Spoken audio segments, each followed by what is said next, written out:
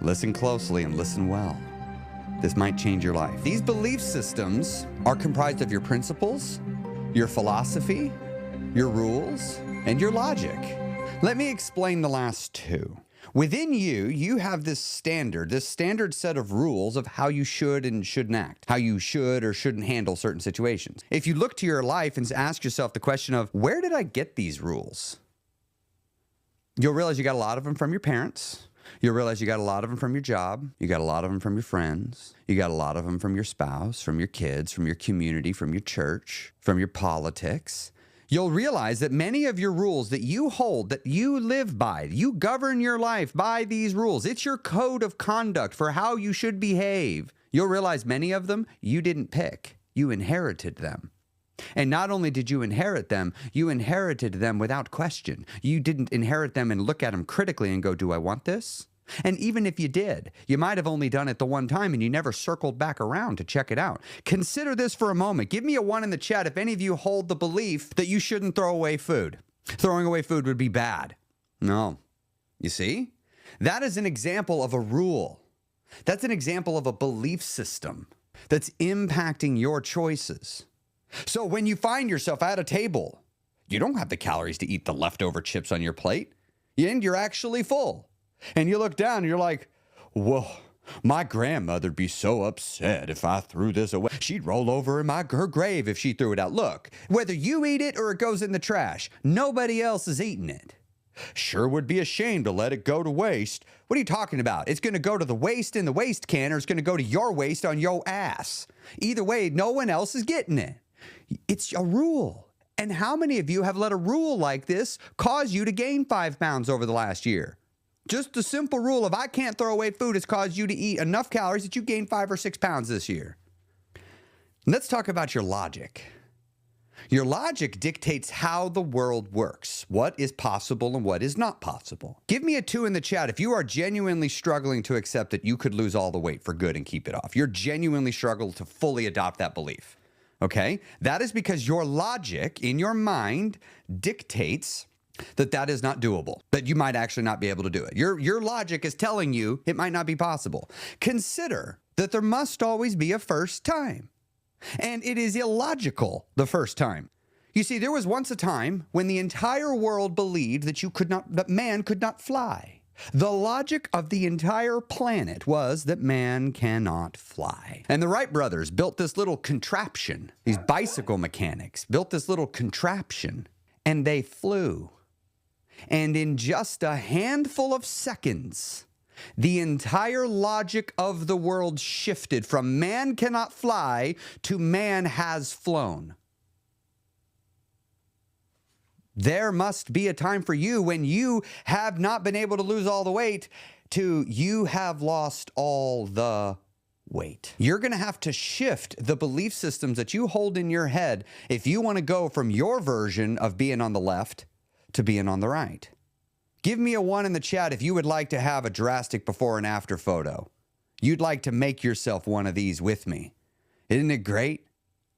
Isn't it great? I love sharing my before and after photo. For me, I love seeing it, reminding myself of what I've done. We do this thing in the guild. We call it Face-to-Face Fridays. It happens in the free Facebook group too.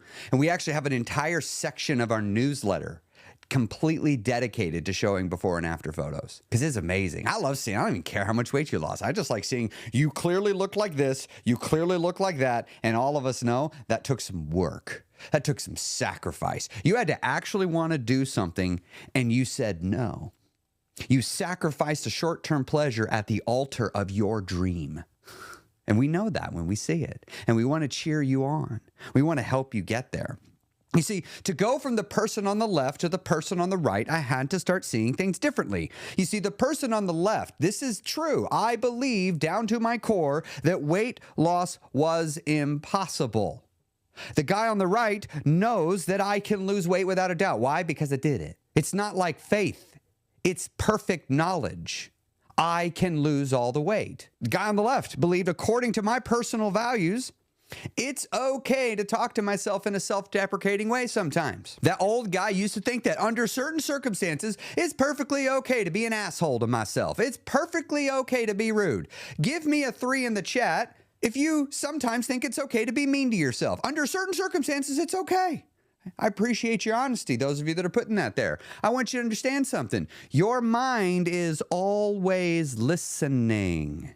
You see, for me, the guy on the right knows that how I speak to myself matters at all times.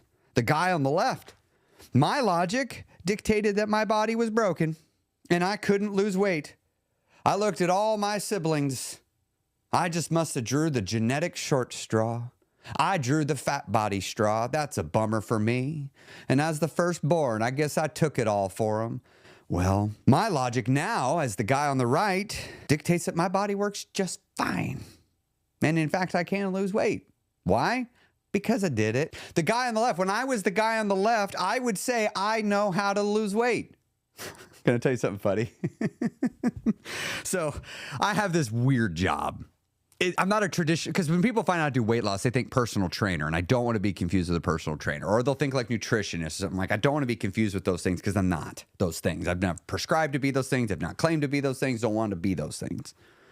But here's something else. When people find that I'm a weight loss coach, and especially if they find out that I've also lost a lot of weight, they immediately feel like they need to start telling me how they lose weight if they're big. Skinny people don't usually do that. But a person that is big, when they find out what I do for a living, will proceed to often tell me how to lose weight. Or they'll say like, well, I really ought to lose a little weight. Very, very normal.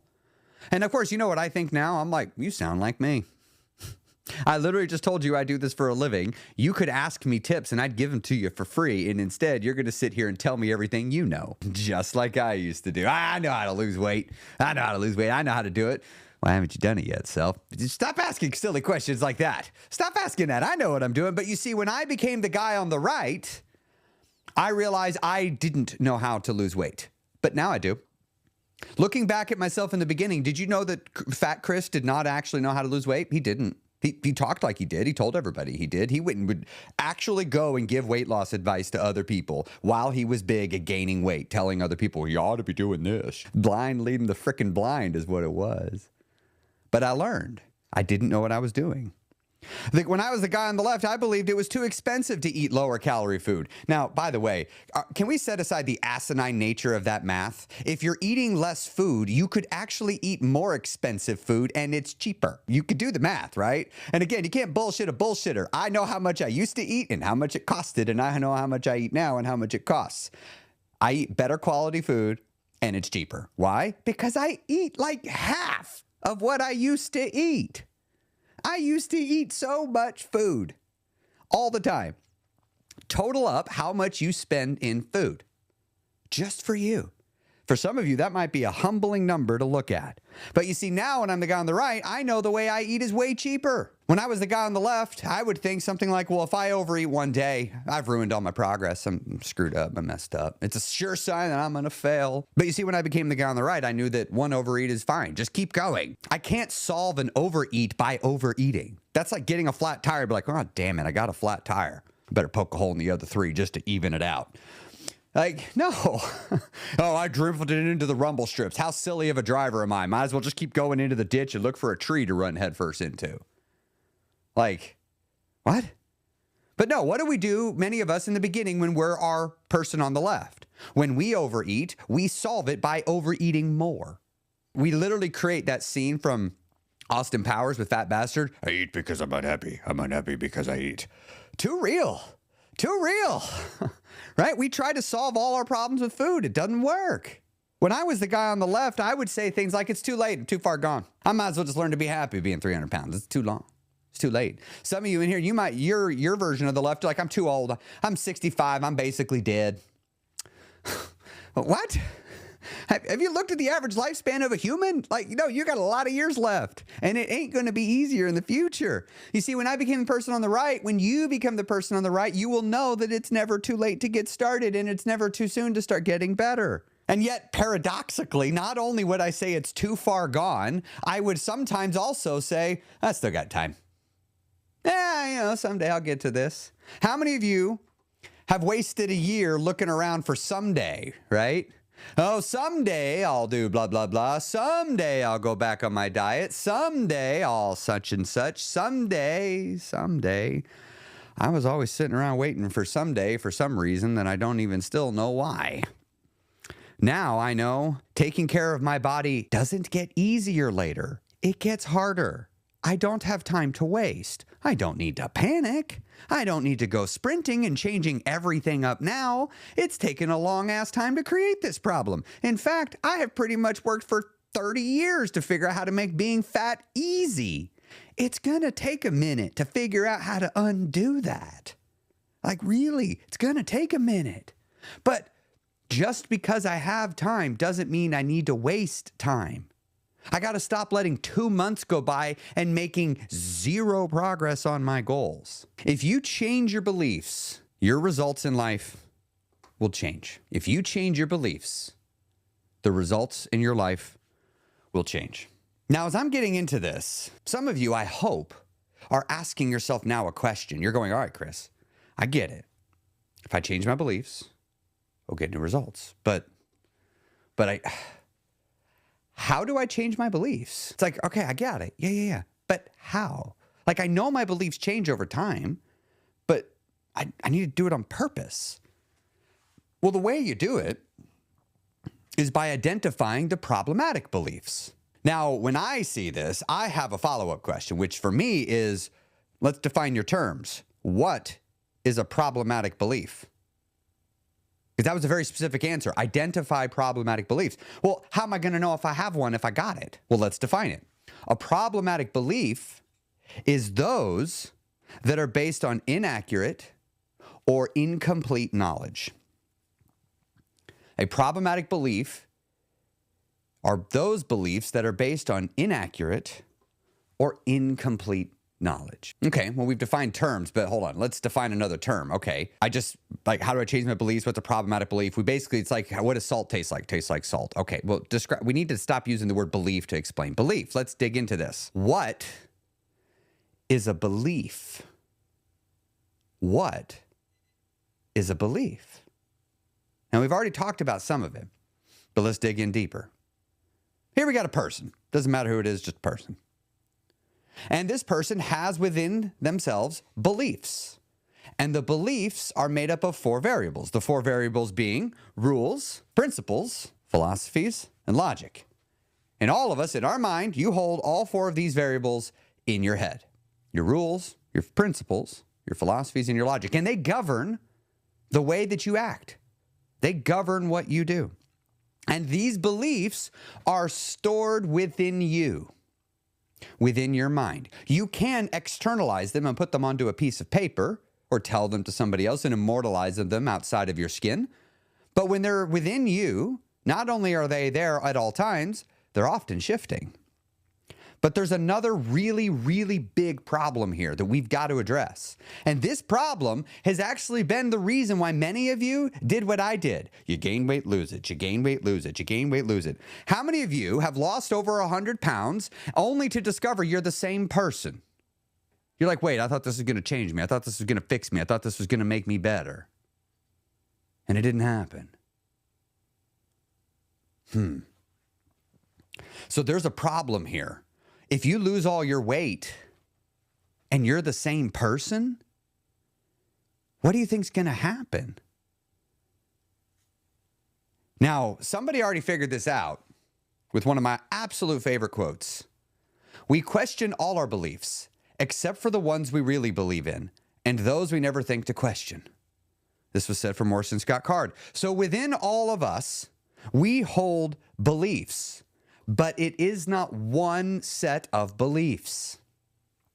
There are, in fact, 2 sets. You have 2 sets of rules, philosophies, principles, and logic. 2. You have one set that is open for scrutiny. You're willing to let somebody else poke at it. You're even willing to poke at it.